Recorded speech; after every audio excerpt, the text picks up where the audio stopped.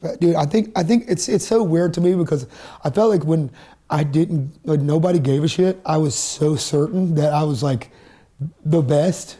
I was so certain that I was born for this when no one gave a shit. But then as soon as people started giving a shit, I got so much more nervous about it and so more scared and so more like, you would think that would give you the purpose and the drive to like be like, okay, I have reassurance, I'm good now. But I think the more reassurance I get, the more scared I become. You know, it's kind of a weird catch-22 in a sense. You know, like I'm just very self-critical about the things that that I want people to know about. Okay, here's the way I'll put it. Like you can't control why people love you, and that really bothers me sometimes. You know, because sometimes I'll see something going well, maybe a cover doing great, but not my son doing, or whatever it is, or somebody loving this version of me, but it's not what I want them to love me for. And instead of just being appreciative and being like, they love me at all, be grateful, I'm like, oh, you love that song?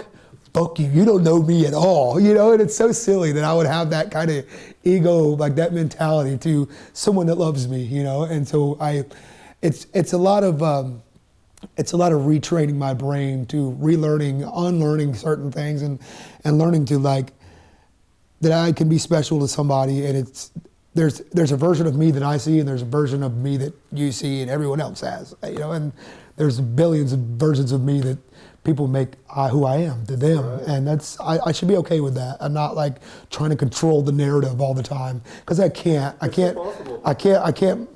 make sure people while I'm on stage don't post weird angles of me where I'm like fat and ugly. I'm like, fuck it, I just gotta let go of like trying to control this, manipulate this narrative. It's not possible. It's just not.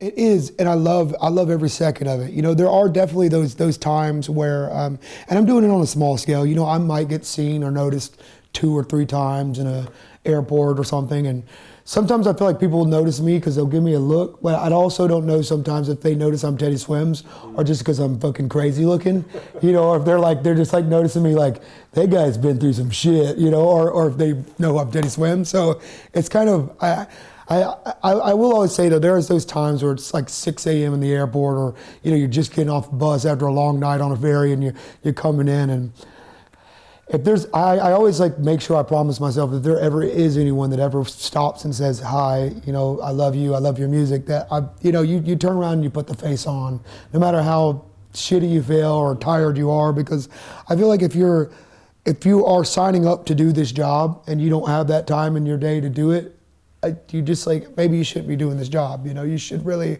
it's about giving back to the people that are put me in that place. You know, if somebody listens to my songs, that's how I make a living. So it's, the least I could do is take 5 seconds out of my day to make their life the best. Like, you know, you make someone's whole year by taking 5 seconds, right? So I think it is exactly what I wanted it to be in that sense, you know, and I love that. But there's certain things about the job I didn't know I was signing up for, like, you miss funerals and birthdays and weddings and births all together, you know, and so that's tough. It's like missing out a lot of time with your family, but knowing I'm coming home to somebody and somebody's proud is worth that, you know, every day. So